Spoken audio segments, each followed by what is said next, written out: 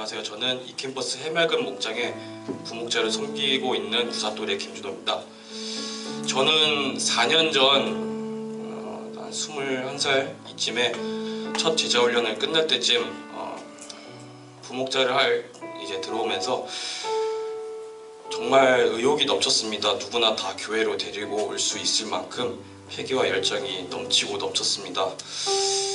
그런 열정과 패기를 가지고 그해 5월에 저는 제 제일 친한 친구를 초대하는 기회가 있었는데, 알고 보니까 그 친구는 어릴 적 교회에 상처를 입은 아주 극심한 무신론자였습니다. 그 친구와 신앙에 대한 이야기를 이렇게 돌아가는 길에 하다가 서로 가치관이 이렇게 갈리고 달라서 결국은 심하게 싸우고 연락까지 끊고 각자 군대에 가게 되었습니다. 다행히 지금은 관계를 많이 회복하고 자주 만나는 편이고 되게 좀 두렵기도 했지만 저는 그때 그 일로 인해서 관계에 대한 두려움도 생기고 그로 인해 전도에 대한 두려움도 생기게 되었습니다. 시간이 지나 몇 주 전에 퇴근하고 밤늦게 집에 왔을 때 다른 친한 친구가 전화가 왔습니다. 이제 장난 같은 말이었지만 저에게 교회 한번 가볼까라는 물음을 하는 겁니다. 저는 그 말이 너무 반가웠습니다. 바로 그 친구를 만나서 이야기를 하고 또 우유부단한 성격인 제 친구한테 내가 픽업하고 픽업도 해주고 밥까지 사줄 테니까 같이 교회를 가자고 했습니다.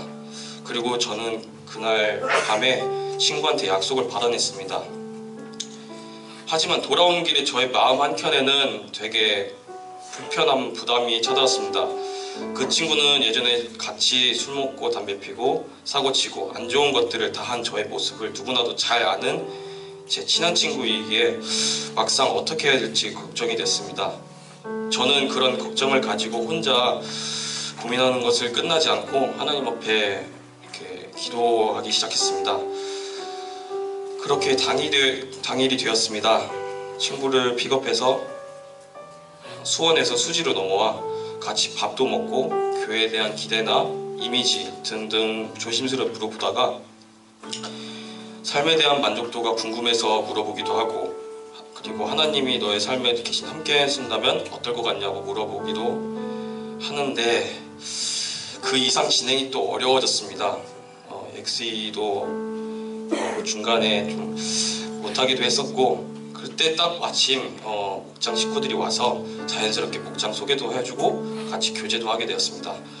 거기다가 또 저희가 있던 카페에 게스트로 오신 가수 홍대항 씨가 오셔가지고 같이 친구랑 이렇게 사진도 찍고 그렇게 즐겁게 시간 보내고 예배 자리에 같이 가는데, 저에게 정말 그 시간 자체로 너무 감사한 시간이었고 함께 예배할 수 있다는 것에 더욱 감사했습니다.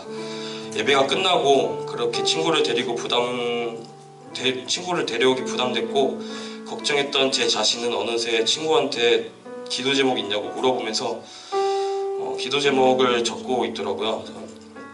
전도하기에 앞서 걱정하고 두려워했던 저의 모습은 그동안 하나님께 나아가지 못하고 죄의 자리에 있었던 저를 바라보면서 너는 전도하지 못할 거야 라고 이야기하는 사단의 방해라는 생각이 많이 들었습니다.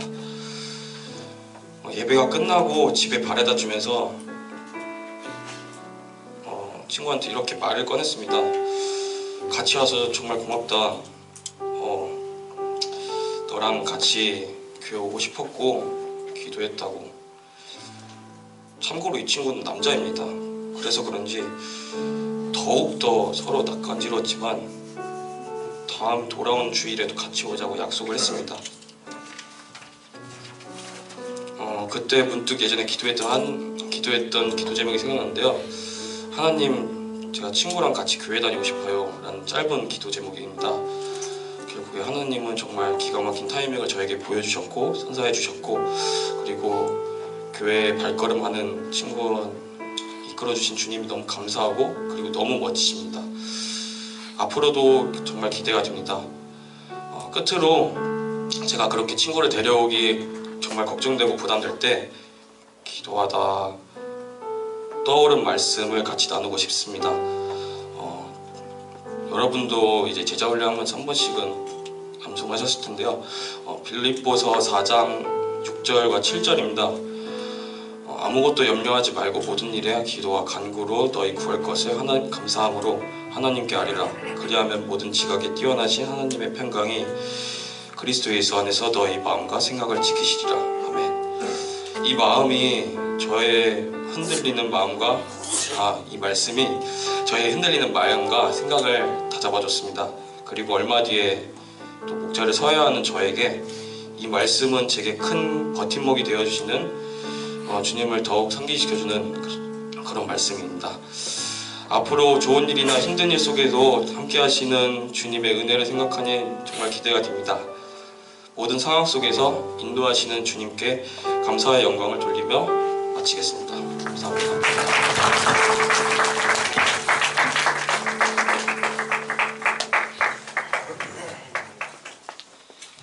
감사합니다.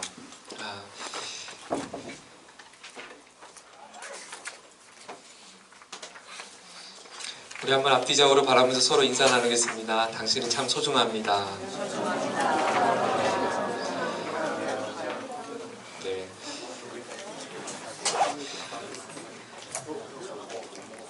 어제 그 제자 훈련에 하는데 예수님의 십자가 챕터였어요. 예수님의 십자가와 이제 부활 이야기를 나누는데 예수님의 십자가를 강의를 다 마치고 나서 이제 귀가하려고 마지막 나눔을 하는 중에 하나님이 저에게 그런 도전의 마음을 주었어요. 여기 있는 우리 그 제자훈련 훈련생들 한 사람 한 사람은 내 핏값으로 산 사람들이야. 네가 정말 존귀하게 섬겨야 할 사람들이야. 그런 마음을 주셨어요. 여러분 얼굴을 보니까 여러분 한 사람 한 사람은 예수님의 핏값으로 산 존귀한 분들입니다. 아멘. 네, 우리 서로의 옆에 분 보면 당신은 참 존귀합니다. 다시 한번 인사할까요? 네, 당신 참 존귀합니다.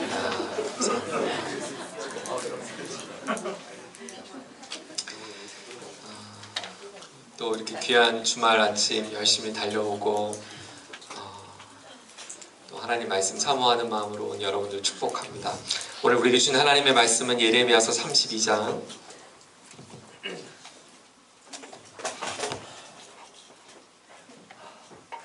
예레미야서 32장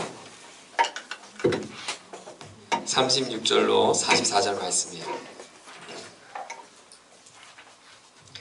예레미야서 32장 36절로 44절 말씀.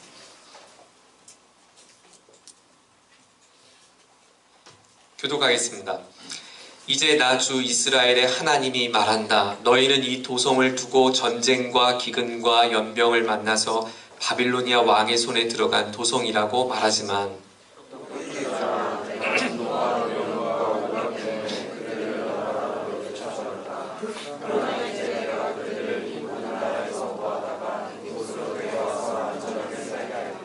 그러면 그들이 나의 백성이 되고 나는 그들의 하나님이 될 것이다.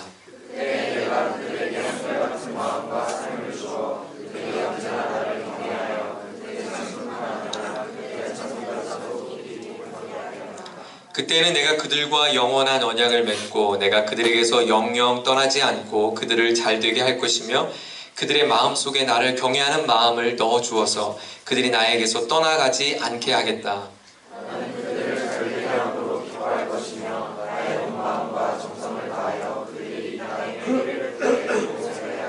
나 주가 말한다. 내가 이 백성에게 이토록 큰 모든 재앙이 미치게 하였으나 이제 내가 이에 못지않게 그들에게 약속한 모든 복을 베풀어 주겠다. 너희는 지금 이 땅을 두고 사람도 없고 짐승도 없는 한국이지만 바빌로니아 그들의 손에 들어간 나라가 돌아가지만 바로 이 땅에서 사람들이 같이 살 것이다.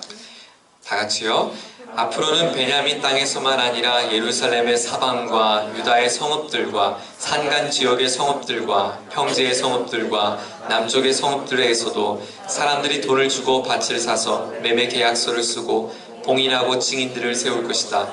포로로 잡혀간 사람들을 내가 돌아오게 할 것이기 때문이다. 나 주의 말이다. 아멘.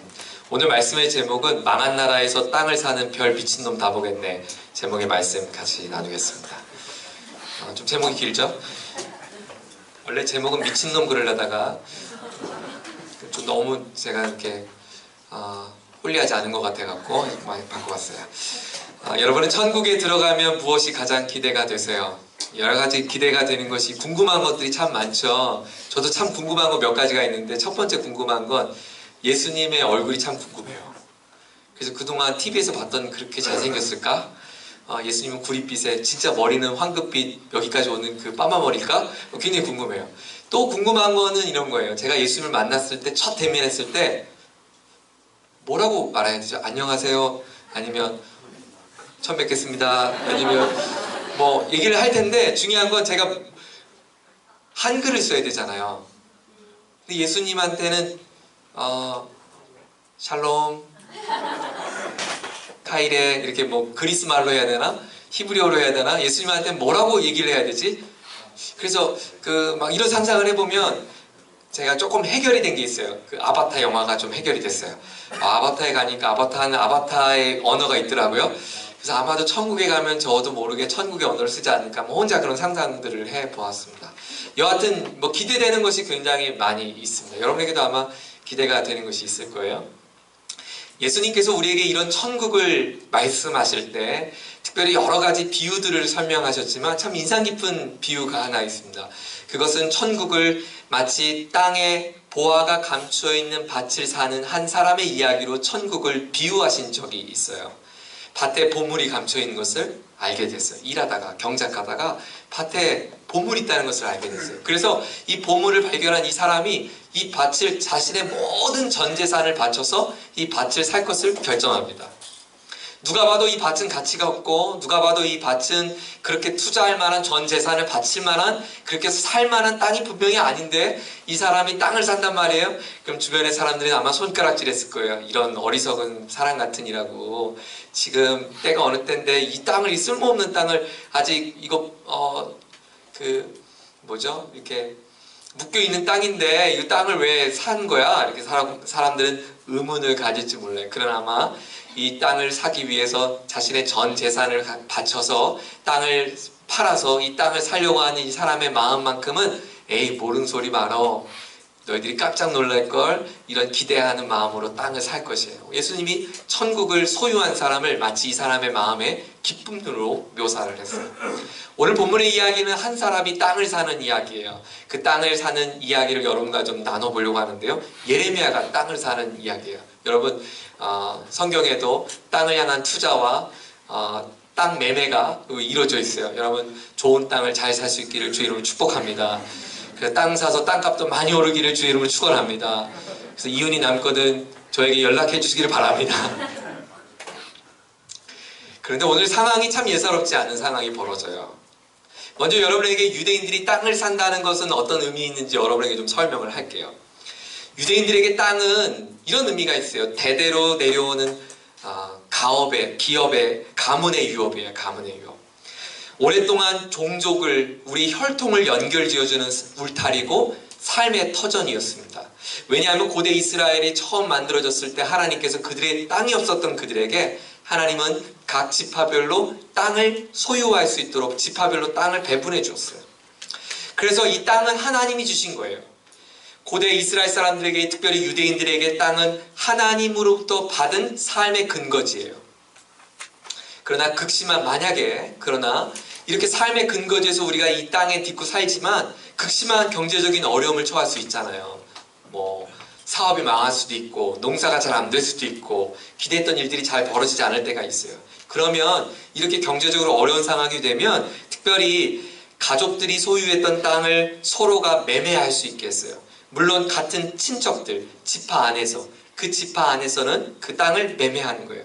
그래서 가장 먼저 매매할 수 있는 권리가 누구에게 주어졌냐면 아무나 사는 것이 아니라 그 친족들에게 가장 먼저 팔 수 있고 살 수 있는 권리가 있었어요. 자기 지파 그리고 내 친족들, 내 혈통 사람들에게 이 땅을 매매할 수 있었어요. 크게 보면 그 땅의 소유권은 그 지파 안에 묶여 있지만 그대로 유지되어 있지만 그러나 그 땅의 소유권은 땅을 산 친척에게 이제 넘어가게 되는 것이죠. 그러면 그 땅을 산 사람이 그 땅에 곡식을 심고 다시 수확하고 가축을 기르고 나름대로 땅을 통해서 필요한 많은 유익들을 얻게 됩니다. 그런데 참 너무 놀라운 게 있는데요. 유대인들은 다 그렇게 어려워서 땅을 서로 매매할 수는 있지만 50년째가 되면, 그날을 희년이라고 불러요. 50년째가 되면 원래 원주인에게 땅을 다 돌려줬어요. 너무 멋있죠. 그래서 정말 필요한 사람들에게는 그 땅을 써서 그 땅을 통해서 얼마든지 다시 한번 힘을 얻게 하고, 힘이 얻어진 그 다음에는 다시 원래 하나님이 본래 주셨던 본래 지파, 본래 사람들에게 그 땅을 다시 소유할 수 있는 제도가 희년제도예요. 너무너무 멋있죠. 우리나라도 참 그럼 좋을 텐데. 그러면 어려운 사람들이, 넉넉한 사람들의 땅을 빌려 써서 잘 쓰고 또 다시 삶이 터전이 좋아지면 다시 원래 주인에게 돌려주면 참 좋을 텐데, 그죠? 땅이 없는 우리에게 그런 제도가 참 부럽습니다. 그런데 오늘 예레미야가 그런 배경 가운데 땅을 사는 거예요. 친척의 땅을 이제 사게 돼요. 그런데 오늘 예레미야가 땅을 사는 시대적 상황이 예사롭지 않아요. 그냥 일반적인 평화로운 때가 아니었어요. 오늘 본문의 배경은 주전 6세기에 예루살렘의 멸망, 유다 땅이 완전히 멸망하기 바로 직전이었습니다. 북쪽에 존재하고 있었던 10개의 지파, 그 지파가 묶인 땅을 북이스라엘이라고 불렀는데, 그리고 나머지 2개 지파가 남유다였고요. 10개 지파였던 북이스라엘이 기원전 주전 721년에 아수르의 침공을 받아서 완전히 멸망을 당했습니다. 그래서 북이스라엘 10개 지파 사람들이 다 아수르의 포로로 끌려갔습니다.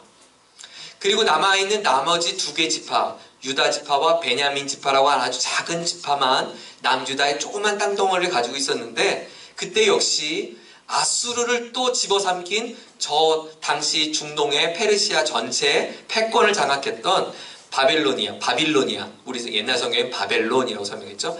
바빌로니아 제국 느부갓네살 대왕이 그 패권을 장악하며 전체를 침공하고 진군하고 있는 상황입니다. 그리고 지금 예루살렘 성은 바빌로니아 느부갓네살 왕에 의해서 완전히 포위가 되었습니다. 이제 함락 직전입니다.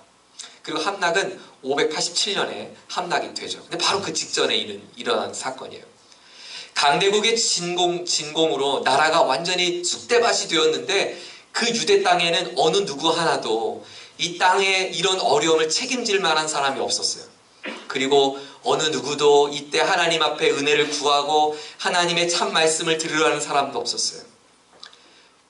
그저 거짓 선지자들의 외치는 말에만, 그들이 듣기 좋아하는 말에만 귀를 기울이고 있었습니다. 결과 승리를 외치는 거짓 선지자들의 거짓 외침은 사람들을 더욱 미궁 속으로 빠지게 했고, 하나님의 말씀으로 이 성은 무너진다 라고 선언했던 예레미야의 말은 아랑곳하지 않고 사람들은 오히려 그 예레미야를 왕의 친위대의 감옥에 가둬버렸어요. 지금 그 상황이에요. 예레미야는 지금 이제 곧 이 나라가 망합니다 라고 수없이 외쳐보지만 어느 누구도 거들떠보지 않고 들으려 하지 않는 그때에, 그리고 왕조차도 예레미야를 자신의 친위대 군대의 감옥에, 예레미야를 감옥에 넣어놓은 그 상황이었어요. 그때 역사의 어둠과 절망의 깊은 그때 감옥에서 신음하며 울고 있는 예레미야에게 하나님이 이렇게 말씀하시는 거예요. 황당한 말씀인데요, 그 황당무계한 말씀을 한번 같이 읽어보죠. 6절입니다. 32장 6절 7절을 같이 읽어보겠습니다. 시작. 주님께서 나에게 말씀하셨다. 너의 숙부 살룸의 아들 하나멜이 너에게 와서 아나돗에 있는 그의 밭을 너더러 사라고 하면서 그 밭을 유산으로 살 우선권이 너에게 있기 때문에 내가 그것을 사야 한다고 말할 것이다. 아니, 지금 감옥에 있는 예레미야에게 하나님의 말씀이 있어요. 하나님이 나에게 무엇을 말씀하실까? 예레미야가 엄청 기대됐을 거예요. 그런데 하나님이 너무 황당한 말을 해요. 지금 감옥에 있는 거예요, 예레미야가. 지금 나라는 이제 쑥대밭이 될 직전이에요. 그런데 뭐라 그러냐면, 예레미야야, 너 숙부 살룸의 아들 하나멜 알지? 하나멜이 너한테 찾아올 거야. 아니, 감옥에 있는 저한테 찾아온다는 거예요. 그리고 한다는 말이 아나돗에 있는 땅이 있는데 그 밭을 네가 좀 사라는 거예요. 그리고 너에게 우선권이 있으니까 너에게 유산을 팔아서 네가 이 땅을 사야 된다라고 말할 거라는 거예요. 그러면 너는 이 땅을 사라는 거예요. 여러분, 지금 이 예언 선포가 됐던 장소가 어디예요? 감옥이에요. 이때는 언제입니까? 바벨론 군대에 의해서 예루살렘이 포위되어서 이제 함락 직전입니다. 그리고 예레미야에게 하나님은 이 땅이 함락될 것이라고 말씀해서 보여줬어요. 그래서 이제 그 땅이, 이 나라가 망할 것을 직전을 보고 있는 거예요. 민족 반역의 죄목으로 그는 구금되어 있는 상태입니다. 그런데 지금 하나님께서 친척 하나멜이 가지고 있는, 하나돗에 가지고 있던 밭을 사라니요. 이게 무슨 말이에요? 여러분, 이런 상황이라면 우리 어떻게 하나님 앞에 답변을 해야 돼요? 헐, 하나님, 무슨 지금 이 전쟁통에, 아니 전쟁도 아니에요. 이거 싸워야 전쟁이죠. 전쟁이 아니고 나라가 지금 멸망하고 망한 직전에 무슨 밭을 사라는 거예요. 저 지금 안 보여요? 감옥에 있잖아요. 아니, 지금 하나님은 저에게 지금까지 10대 때 16살, 18살에 부르셔서 저로 하여금 이 나라가 망한다는 것을 끊임없이 외치게 해놓고선 지금 와서 망할 이 나라의 땅을 사라니요. 아니, 이 나라 망한다면서요. 이 망할 나라를 지금 저보고 돈을 주고 사라는 거예요. 지금 사람들이 제가 감옥에서 이 땅 매매하는 계약서를 쓰면 얼마나 황당하겠어요. 저 사람들이 지금 나를 어떻게 보겠어요. 지금까지 하나님께서 말씀하시는 게 지금 뭐가 되겠냐고요. 아니, 지금 이 함락 직전에 땅을 산다니요. 이게 무슨 의미가 있습니까? 전쟁의 상황이라면 여러분, 땅을 사는 게 무슨 의미가 있겠어요. 나라를 잃어버린데 땅을 소유한 땅 문서가 있은들 이 나라를 잃어버린데 이게 무슨 휴지 조각이죠. 무슨 의미가 있겠어요. 전쟁이 끝나서 회복이 되는 중간의 시간이라면 좀 이해가 돼요. 근데 이제 전쟁이 시작될 거예요. 이 땅은 완전히 빼앗길 거예요. 그것도 70년간 없어질 땅이에요. 완전히 그가 가진 모든 에너지마저, 쓸데없는 그의 돈마저 쓸데없는 일에 다 소진하는 것 같습니다. 전투가 벌어지는 전쟁에서 전혀 이해되지 않는 하나님의 무리한 요구셨어요. 근데 참 예레미야의 반응이 놀랍죠. 8절을 같이 보겠습니다. 그 이야기를 듣고 예레미야가 이렇게 반응을 해요. 8절부터 10절까지인데요. 같이 한번 예레미야의 반응을 한번 생각하면서 읽어보죠. 함께 있습니다. 시작. 과연 주님의 말씀대로 숙부의 아들 하나멜이 근위대 뜰 안으로 나를 찾아와서 내게 부탁하였다. 베냐민 지방의 아나돗에 있는 그의 밭을 나더러 사라고 하였다. 그 밭을 소유할 권리도 나에게 있고 그 밭을 유산으로 사들일 권리도 나에게 있으니 그 밭을 사서 내 밭으로 삼으라고 하였다. 그때 나는 이것이 바로 주님의 명령임을 깨달았다. 나는 숙부의 아들 하나멜에게서 아나돗에 있는 그 밭을 사고 그 값으로 그에게 은 17세겔을 달아주었다. 그때 나는 매매계약서에서 서명을 하고 그것을 봉인하고 증인들을 세우고 은을 저울에 달아주었다. 그 일이 일어났어요. 하나님 내게 말씀하신 그 일이 일어났어요. 그리고 밭을 사라고 하자 예레미야가 심상치 않다는 것을 알고 그 밭을 사게 됩니다. 사실 엄밀히 말하면 예레미야가 하나님 말씀하신 것 때문에 순종은 했지 내가 왜 이 땅을 사야 되는지는 알 수 없었어요. 그저 그냥 순종을 했던 것이죠. 그래서 얼마나 답답했겠어요. 지금 감옥에서 여러분 상상해 보세요. 여러분 이 나라가 망합니다 외쳐갖고 감옥에 갇힌 그가 지금 친척하고 땅을 계약서를 맺고 있는 모습을 여러분이 만약에 그 감옥을 지키는 간수라면 여러분 무슨 생각하겠어요? 별 미친놈 다 보겠네. 별 미친놈 다 보겠네. 쟤 진짜 미쳤구나. 쟤 완전 정신 나간 애였구나.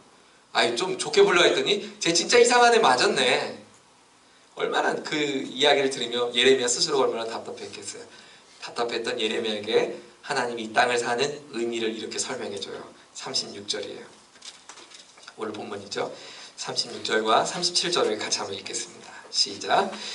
이제 나 주 이스라엘의 하나님이 말한다. 너희는 이 도성을 두고 전쟁과 기근과 연병을 만나서 바빌로니아 왕의 손에 들어간 도성이라고 말하지만 똑똑히 들으라.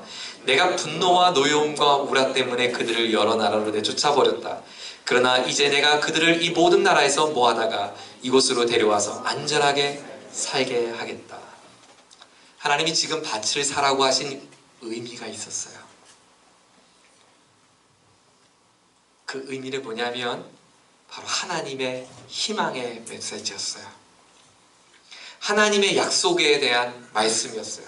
그 약속은 비록 바벨론 군대가 예루살렘을 에워싸워서 멸망할 날이 이제 곧 다가오지만 그러나 멸망은 끝이 아니라는 것입니다. 하나님의 때에 그들은 다시 이 땅으로 돌아오게 될 것이고 하나님께서 반드시 이 땅을 회복시킬 것이라고 하는 예표, 예언적 징표를 바로 땅을 사는 것으로 표현해 보이신 것이죠. 즉 예레미야에게 땅을 사는 것은 이제 하나님께서 하실 그 일을 보이는 예언, 눈에 보이는 예언을 하게 했던 것이에요. 예레미야로 하여금 그동안 하나님이 회복하게 할 것이다 라고 말로 예언했다면 그 말이 아니라 이제 네가 몸으로 삶으로 보여주는 보이는 예언을 하라고 예레미야에게 부탁하신 거예요. 유다 백성들은 예레미야가 아무리 외쳐도 듣지 않았습니다. 예언자를 통해서 말씀하시는 하나님의 메시지에 사람들은 들으려 하지도 않고 따르려 하지도 않았습니다. 그런 유다 백성들이 이제 겪게 될 멸망과 재앙이 분명히 눈앞에 다가오고 있었습니다.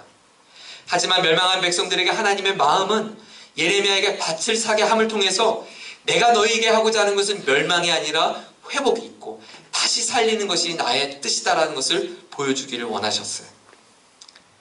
여러분, 그렇다면 하나님께서 그토록 예레미야에게 땅을 사게 함을 통해서 보여주고자 했던 하나님이 꿈꾸시는 회복은 무엇일까요? 그리고 그 하나님의 꿈꾸신 이 회복의 이야기는 오늘 우리에게 하나님은 어떻게 우리를 삶을 회복하기를 원하실까요? 하나님은 이 땅에 살아가는 온 인류에게 예수 그리스도를 보내주심을 통하여서 하나님이 꿈꾸신 이 두 가지의 회복을 이루기를 주님은 원하십니다. 하나님께서 예수님을 이 땅에 보내주셔서 우리에게 하나님께서 이루고자 하셨던 하나님의 마음속에 있었던 회복의 내용은 무엇일까요? 오늘 그 이야기를 여러분과 함께 나눠보려고 합니다. 첫째는 하나님 우리에게 하고자 하는 회복, 가장 중요한 회복은 바로 관계의 회복입니다. 보면 38절이에요. 이 땅에 안전하게 살게 되면, 이 땅이 회복되면 일어날 일을 38절은 이렇게 설명합니다. 같이 함께 읽습니다. 시작. 그러면 그들이 나의 백성이 되고 나는 그들의 하나님이 될 것이다. 너희들이 나의 백성이 되고 나는 너희 하나님이 되는 것. 하나님이 꿈꾸시는 회복 첫 번째는 이것입니다. 하나님이 이 땅을 회복시키시는 가장 궁극적인 회복은 이것입니다.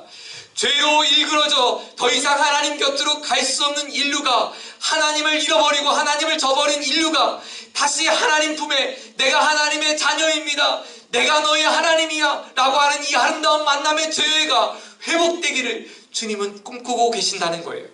이것은 성경 전체가 우리에게 말씀하시는 구원의 핵심입니다. 구원은 무엇인가? 구원은 내가 하나님의 백성이 되고 하나님이 나의 하나님이 되는 사건, 이것이 바로 구원인 것이죠. 성경은 온 세상 창조 지으신 하나님께서 온 세상을 지으셨다고 우리에게 창세기 1장 1절은 선언합니다. 그 말은 무엇인가? 우리 인류의 주인은 누구인가? 하나님이시다라고 천명하는 것입니다. 하나님이 주인이신 우리의 인간은 우리의 주인 되신 하나님을 저버렸습니다. 거부했습니다. 하나님의 주인이 아니라 내가 주인 되는 삶을 선택했습니다. 그것을 보여주는 중요한 사건이 바로 선악과의 사건이었죠. 그래서 나는 내 마음대로 하겠다는 거예요. 왜? 내가 내 주인이니까. 하나님을 안 믿는 모든 인류는 내 마음대로 살죠. 돈도 내 마음대로, 시간도 내 마음대로, 내가 하고 싶은 것도 내 마음대로. 왜? 내가 주인이니까. 내가 주인 삼으려고 하는 우리 인간의 모습이에요.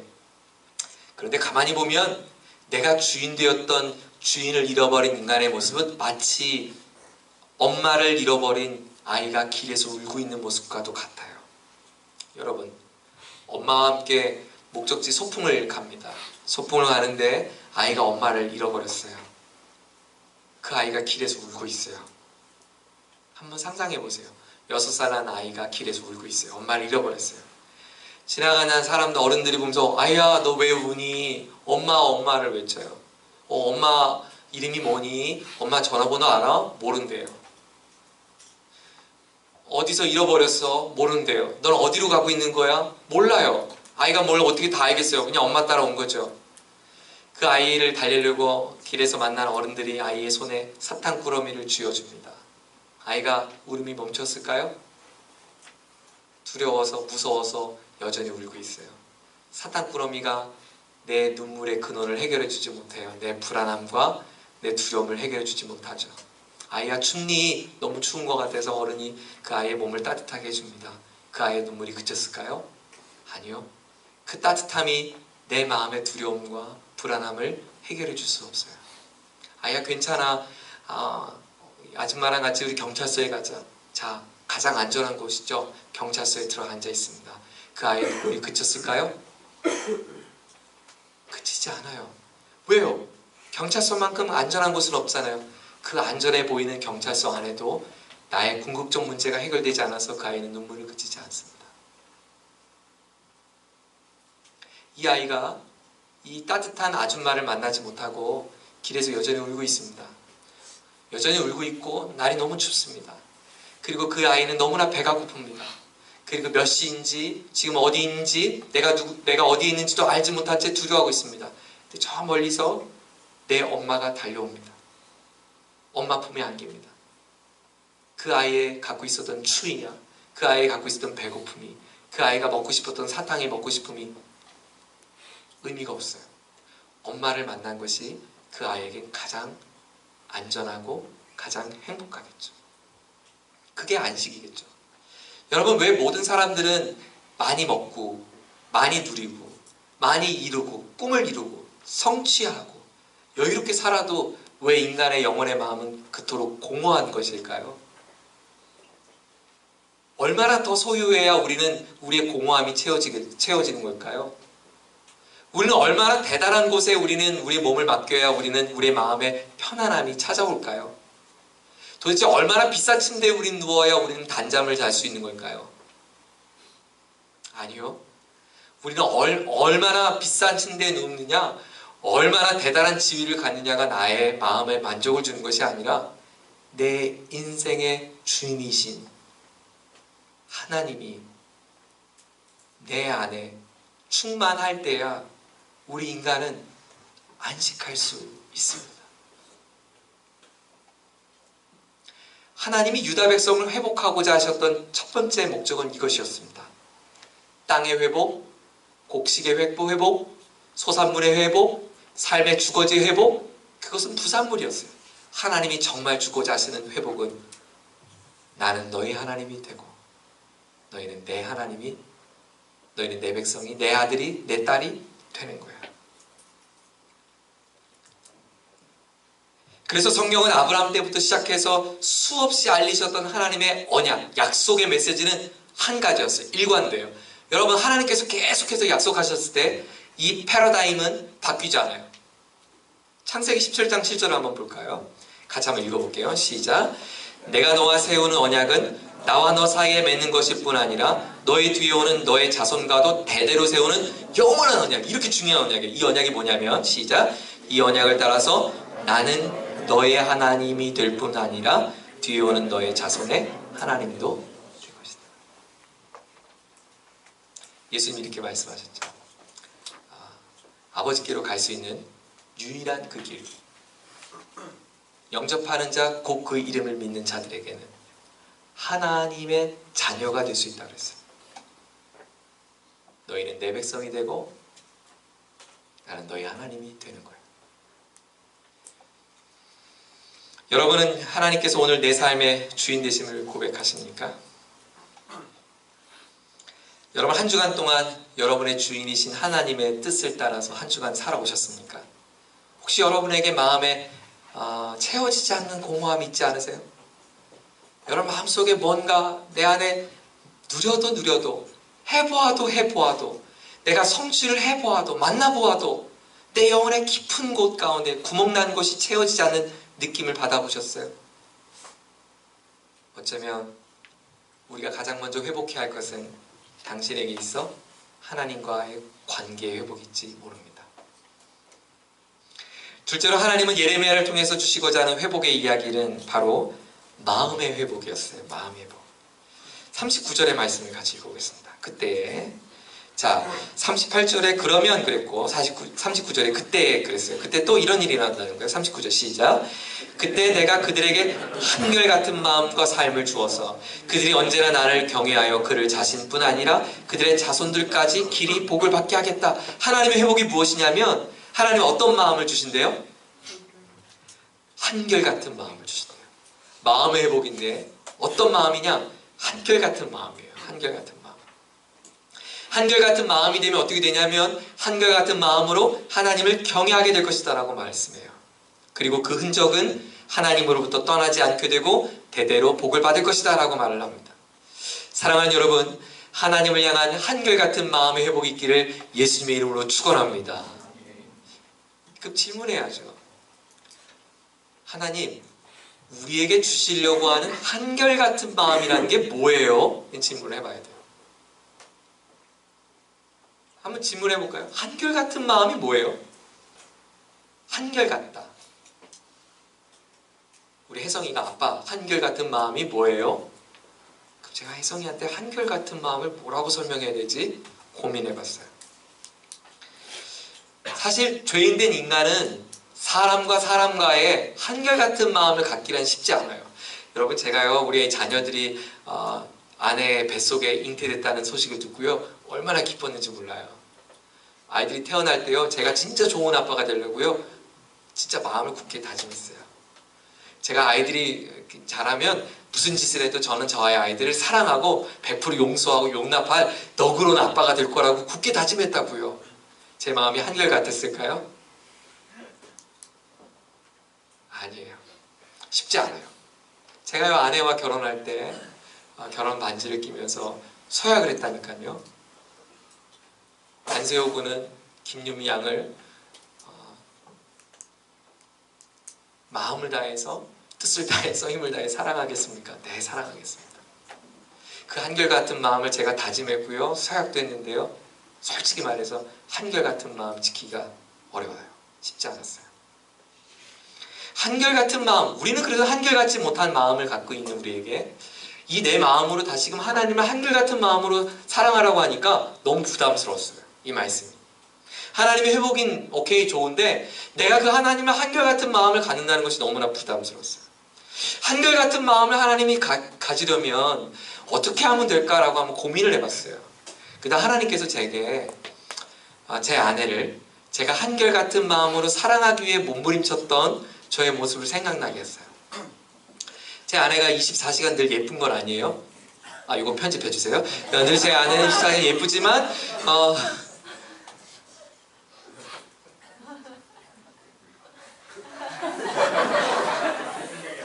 어떻게 하면 제 아내를 한결같은 마음으로 사랑할 수 있을까? 제가 고민을 해보니까 24시간 제 눈에 100% 예뻐 보이지 않는 아내를 한결같은 마음으로 사랑하려면 이거 한 가지를 가지면 되겠더라고요. 그건 뭐냐면 집중하는 거예요. 그 사람을 집중하는 거예요. 그 사람의 생각을 집중하는 거예요. 그 사람이 나에게 건넸던 작은 한마디를 집중해 보는 거예요.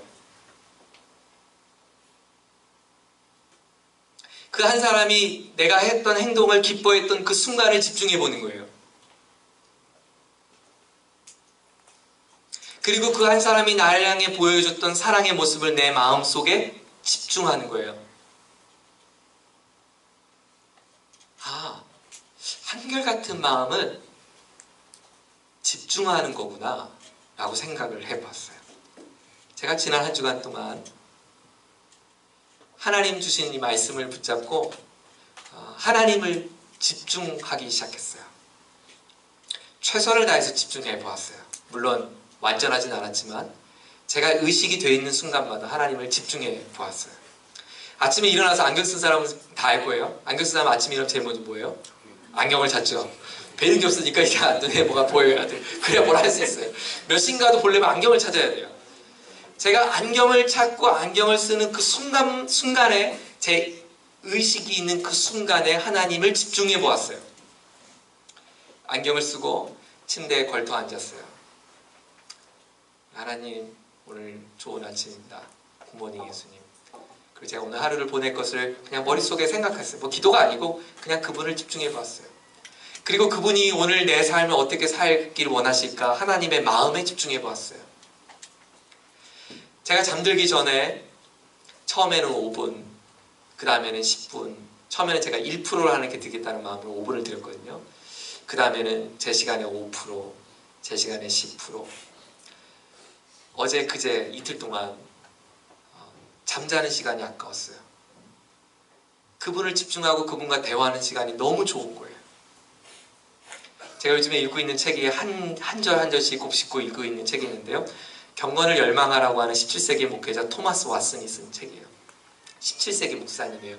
제가 그 책을 고른 이유는 17세기 목사 책의 저자가 소개니까 제 페이지 첫면에 있잖아요. 근데 딱 보는데 토마스 왓슨 목사님은 17세기의 뭐 설교가로서 뭐 블라블라 뭐 써있고 맨 마지막 뭘 할 수 있냐면 그분은 맨 마지막 돌아가실 때 기도하다가 돌아가셨대요.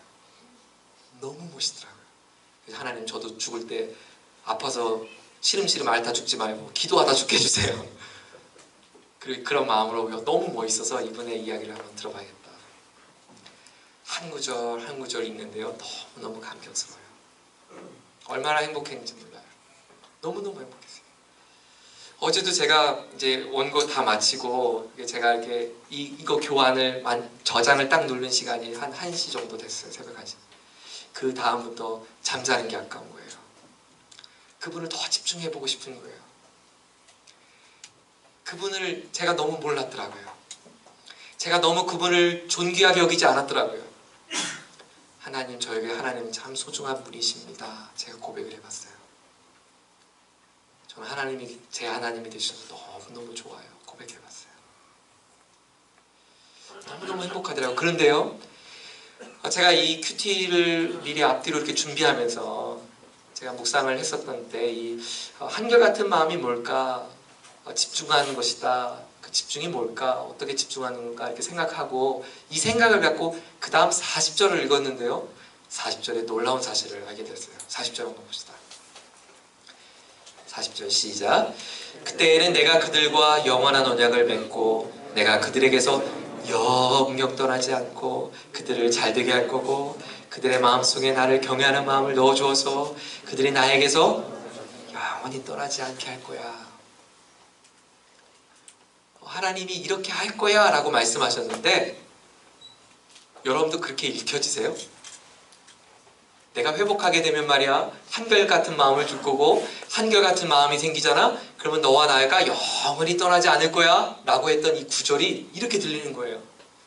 세호야, 내가 너에게 회복하고자 하는 마음은 한결같은 마음이고 그 한결같은 마음은 네가 나를 집중하는 삶을 사는 건데 그런데 말이야 나는 너를 지금까지 그렇게 집중하고 있었단다.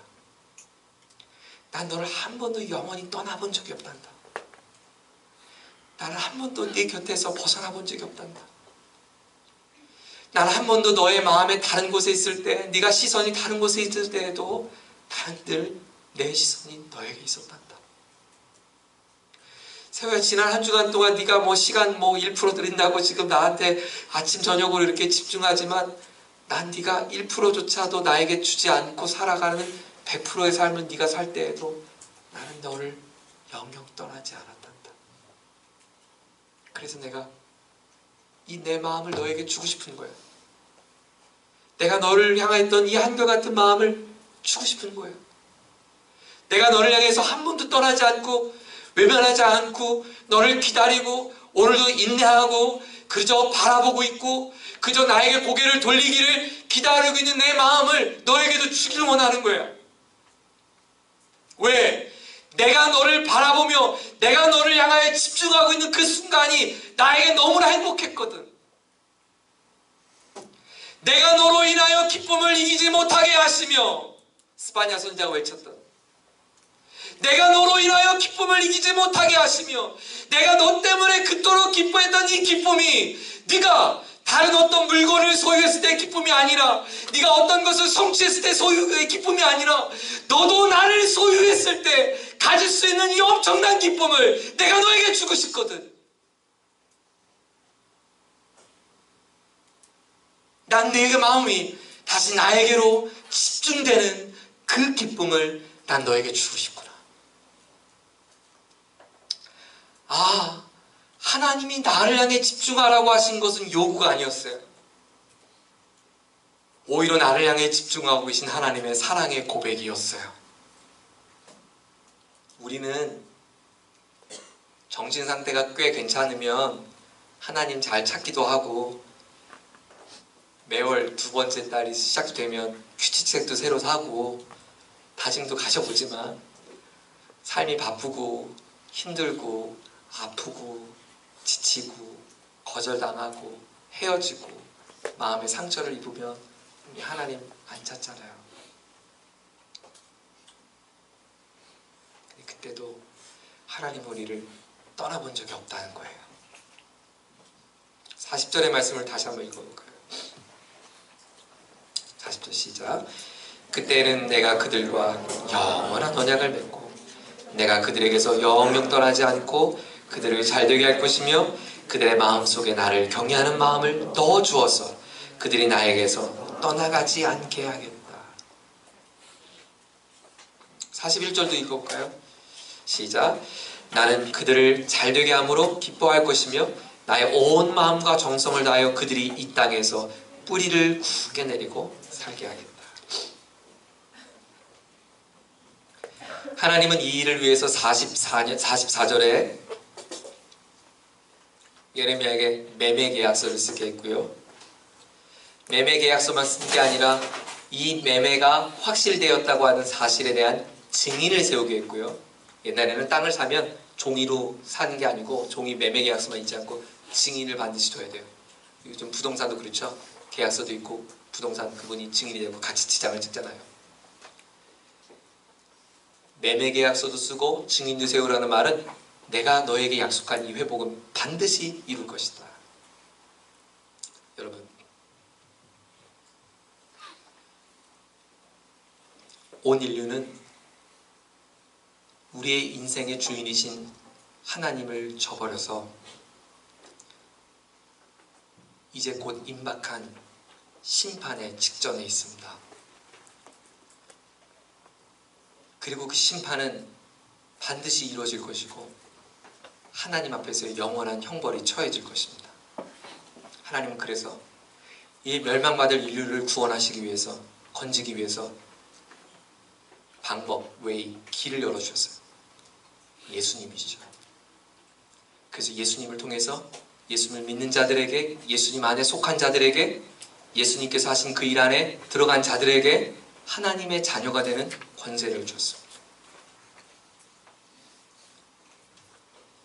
그리고 하나님께서는 그들로 하여금 하나님이 회복해 하실 아름다운 그 나라, 그 천국의 꿈을 꾸게 하셨어요. 하나님은 지금 그 천국을 함께 꿈꿀 수 있는 하나님의 사람들을 찾고 계십니다. 망한 나라에서 땅을 사는 별 미친놈 다 보겠네. 멸망한 나라에서 땅을 사는 별 미친놈 다 보겠네. 사람들이 교회를 향해서 이렇게 외칩니다. 예수 믿는 청년을 향해 이렇게 외칩니다. 야, 별 미친놈 다 보겠네. 지금 이 땅에서 잘 먹고 잘 사는 게 중요하지, 지금 뭐 보이지도 않는 천국을 위해 사는 것이 뭐 이렇게 중요하다고 저렇게 난리법석이야. 별 미친놈들 다 보겠네. 사람들은 우리가 미쳐 보일 것입니다. 그러나 죄로 인해서 일그러져 희망이 없어 보이는 이 땅에 하나님은 이 땅을 회복시키실 것을 꿈꾸시고 이 땅에 하나님의 나라를, 그 회복의 약속을 붙잡는 믿음의 청년들을 하나님은 찾고 계십니다. 그 하나님 나라에 아낌없이 투자하고 아낌없이 땅을 살 하나님의 믿음의 청년들을 하나님은 찾고 계십니다. 이 땅이 하나님의 땅이 될 수 있도록 여러분이 이 땅을 믿음으로 살 믿음의 청년들을 찾고 있다는 거예요. 멸망의 땅을 사는 것이 아니라 하나님 천국을, 이 땅을 바라보면서 천국과 같은 삶을 이 땅에 성취하기 위하여 천국의 일들을 이 땅에 이뤄가고 천국에서 벌어질 아름다운 영광 일들을 함께 꿈꿀 수 있는, 함께 투자할 수 있는 믿음의 사람들을 찾고 있다는 거예요. 이 땅에 어떻게 하나님의 나라가 될 수 있을까? 여전히 우리는 완벽한 해답을 갖고 있지 않지만, 그러나 오늘 나에게 요구하시는 이 땅에 하나님의 나라가 되기 위하여 이 땅의 나로 하여금 매매하게 하실 하나님의 천국의 일들이 우리 가운데 놓여 있습니다. 오늘 간증했던 준호가 친구 한 명을 전도하기 위해서 자신이 과거에 있었던 부족한 모습들이 너무나 많았지만 과거에 누군가를 전도해서 상처받았던 상처도 있었고 두려움도 있었고 자신이 이전에 하나님을 등지고 떠났을 때 허랑망탕했던 모습을 다 알고 있는 친구의 앞에 그 친구를 여기까지 끌고 왔을 때 그 친구가 나를 향해 가져다 줄 그 시선이 두려웠지만 수원에 사는 친구를 위해서 소카를 빌려다가 픽업을 해서 점심까지 먹이고 여기까지 앉혀오는 땅 투자, 매매, 그것이 결코 헛된 것이 아니라 가장 위대한 가치 있는 투자요 헌신이라는 사실입니다. 여러분, 땅을 좀 사지 않으시겠습니까? 여러분의 시간의 땅을 사단에게서 다시 사오지 않겠습니까? 여러분의 젊음의 땅을 이 세상에서 다시 건져오지 않겠습니까? 여러분의 열정의 땅을 사단에게 빼앗기지 말고 거룩한 곳으로 사들이지 않겠습니까? 여러분의 호주머니에 있는 재정을 여러분의 허랑망탕한 데 쓰는 것이 아니라 생명을 살리는 그 일에 여러분이 그 재정을 사오지 않겠습니까? 여러분의 땀방울을 나의 엔조이하고 즐기고 내 성과를 누리는데 나의 수고와 노력을 쓰는 것이 아니라 나의 땀방울과 에너지와 수고를 위대한 하나님 나라의 가치 앞에 사오지 않겠습니까? 여러분의 게으름을 사단에게 다시금 거둬들여서 하나님 앞에 존귀한 것 앞에 경건한 것 앞에 다시 사오지 않겠습니까? 하나님 나라를 위하여 천국을 위하여 기꺼이 제가 그 땅을 사겠습니다. 제가 정복하겠습니다. 하나님 이 산지를 저에게 주십시오. 저의 20대를 제가 사오겠습니다. 제가 저의 생명을 사오겠습니다. 저의 열정을 사오겠습니다. 저의 마지막 삶의 모든 인생을 사오겠습니다. 저의 마지막 노년의 순간까지 제가 읽었던 책의 저자처럼 마지막 죽는 그 순간까지도 제가 그 죽음의 순간까지도 죽음의 문턱의 순간까지도 제가 주님을 위하여 사오겠습니다. 거룩한 것, 경건한 것, 아름다운 것을 위해서 드리도록 제가 사오겠습니다. 하나님은 위대한 대가를 지불하는 믿음의 청년들을 찾고 계십니다. 별 경제적인 유익이 없어 보이는 그 일 앞에 기꺼이 모든 것을 소진하여 드리며 사올 하나님의 사람을 찾고 계십니다. 우리는 예레미야서를 묵상하면서 중요한 사실을 알게 됩니다. 복음은 말로만 전하는 것이 아니라 그의 삶이 복음의 이야기가 되어야 합니다.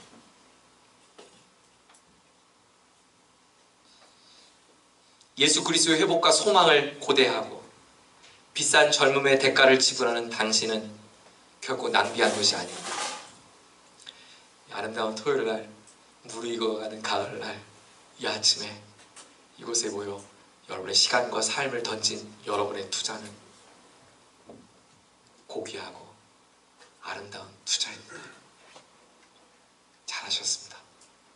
이제 여러분의 이 투자가 여기서 그치는 것이 아니라 여러분의 직장과 학교와 인생과 삶의 자리에서 계속해서 던져지는 아름다운 헌신이 되고 그것이 우리의 삶으로 보여지는 소망의 예표가 되기를 예수님의 이름으로 축원합니다. 같이 기도하겠습니다.